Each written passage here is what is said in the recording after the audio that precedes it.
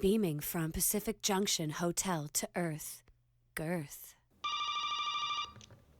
Hello? Hi, Sammy. Sorry, hold on one second. No problem, thank you. You're welcome.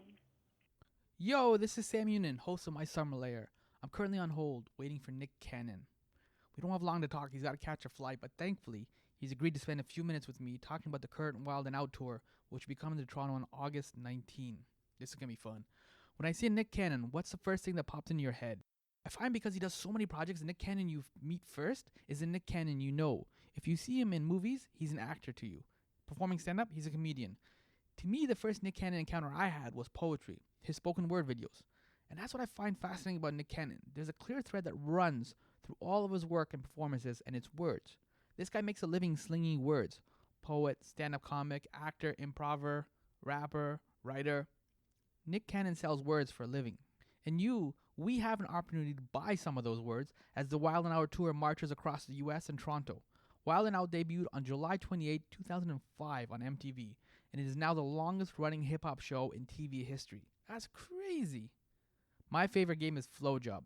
The longevity of this TV job fits neatly into Nick's Wild and Out plans, opening sports bars and hopefully even a comedy school. Even though the show has been around since 2005, it's just beginning. Speaking of beginnings, I think Nick's assistant has Nick on the line. Hi, Sammy. Sorry, hold on one second. No problem, thank you. You're welcome. Hi, Sammy. You have Nick on the line. Thank you. Hello, Nick? Yo, Yo, can you hear me? how you doing? Good, how about you? Can you hear me? Yeah, everything sounds good. Good, I'm good. Ready to rock and roll? Let's do it. Before we get into the fun, wild, and out, I gotta establish something up front though. What color turban are you rocking today? A red one. Is that your power color? Tiger Woods calls red his power color. Because whenever he's gonna like win a tournament or whatever, he'll switch shirts and wear like a red one to it's like a psychological advantage. Do you match the turban color to the work that you're gonna do that day or to your project or anything like that? Absolutely. I'm always redded out. I'm focused. That's where I'm at. And part of the focus is bringing back the Wild and Out back on TV and on a tour. And we're going to have it here in Toronto on August 19. What can we expect and what kind of crew are you going to be coming with for Toronto? Sunday is going down. You can expect like just raw, pure entertainment in your face, like no holds barred. Everything is about to be insane. But we bring in, it's drawn out. Like on the show, you get to see like 30 minutes with commercials. Here, we giving you an hour and a half of like stand-up comedy from your favorite cast members. We bring in your favorite hip-hop artist. Block Boy JP is going to kick off the show. YFN Lucci, Yo Gotti's performing. So you get a full hip-hop concert, and then you get your favorite game from the show. So you get the Wild Style hip-hop battle. You get family reunion, all of that stuff. So it's a show like no other. The Wild and Out girls, he's looking for Wild and Out girls in Toronto. So it's going down. It does sound like it's going down. The recent 12th season was shot completely in Atlanta. As you toured the show, does the location kind of impact or shape the show? It definitely does. I mean, because we want the energy in the city to kind of reflect during the show. So that's why we even took it on tour, because we wanted to see and touch every city we possibly could. And in terms of the show, you've talked about in interviews how about the longevity of the show, right? You've attributed to fun, to vulnerability, to authenticity. Is there a freedom as well that you kind of factor in? Because there's a fearlessness that only comes with freedom. Yeah, I mean, that's the thing about comedy in general. It's supposed to be free and fearless. And then when you put improv in it to where you never know what's going to happen, it even takes it up a whole nother level. And with all of your projects, are you chasing culture or are you chasing freedom?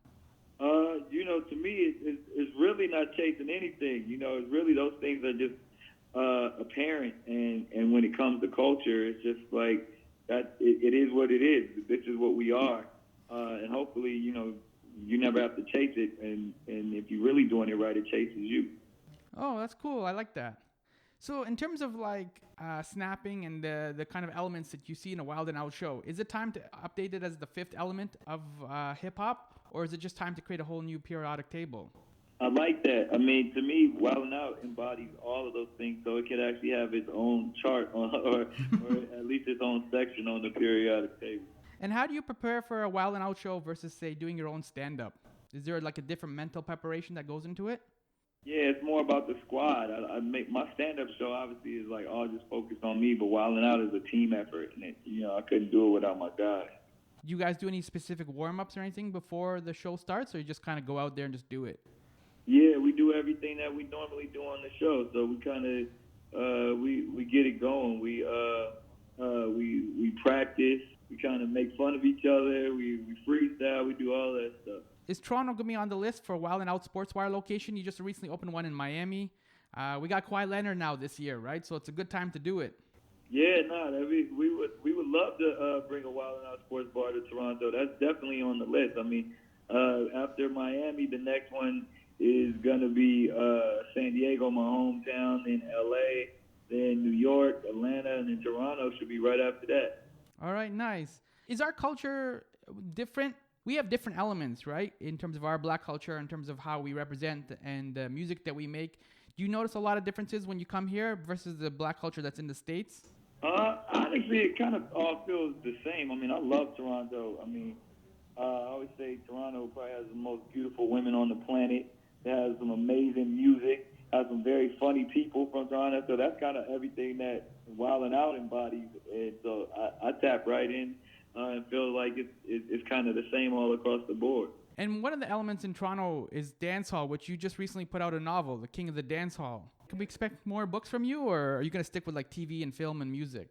Yeah, I think, well, the King of the Dancehall was more of an overall project. We put out a soundtrack, a book, but it was all surrounded around the film that we made in Jamaica. So, that was like a cultural staple and something that we, a moment in time. So I probably won't hear anything else dancehall from me, but that was just my as a creative and filmmaker to get an opportunity to shed the light on something that was really important to our culture. And aside from the Wild 'N Out tour, what can we expect from you next? What's the next project? Because you've got a whole bunch of stuff in the pipeline. Yeah, I mean, we got new shows, new movies, new music. I mean, we got model music from my label, Incredible Records, getting ready to drop. We got, the new movie I directed and produced that stars Chris Brown and Cedric the Entertainer and DC Young Fly called She-Ball. Getting ready to make some more movies, some more TV shows. I just launched, we're starting to produce a TV show with myself, E40, and Too Short, a crime series called The Yay Area. That's like The Sopranos meets The Wire. That's all about the Bay Area and drug trafficking and street life out there. So that should be a lot of fun. Yeah, when can we expect that? That's just going to go into production soon, or? Yeah, we're writing the scripts right now and getting, we're in pre-production, so we should be filming that soon. And can we expect more poetry as well? Absolutely. I mean, that never stops. That's one of my first loves. So, the spoken word, I was actually working on something this morning, so that's always going to go off. In these times, like with Trump and everything kind of going on and everybody's being all conservative and it's hard to make a joke or anything like that, what's the more dangerous weapon to use to like resist and to fight back? Is it comedy or is it poetry? I think you can use both, but I think comedy kind of brings more people together. Poetry is a great voice and kind of can get out there and emote, but comedy is like, it's healing. Humor is so healing when it comes, and that's even the beauty of Wild 'N Out. What we always attempt to accomplish is that, we embrace our differences. We embrace, the tragedies, because, comedy is just nothing but tragedy and meets timing. So to be able to reflect and talk about what's going on socially and politically in a comedic way kind of makes everything a little lighter. And it's, that famous saying is like, we laugh to keep from crying. So we like to bring the humor and you utilize all of the topics that are going on in today's society. But when you can bring people closer together to laugh about it is probably the best weapon. All right. So we'll see on Sunday, August 19, right? We'll see the laughter. Let's do it. Thanks, Nick. Take care. Yo, this has been Sammy Younan. You can follow me on Twitter at My Pal Sammy. Thank you, Nick Cannon, for taking some time. I hope you catch your flight. And we'll see you here on August 19th for Wild 'N Out. For tickets, go to ticketmaster.ca. Thanks for listening.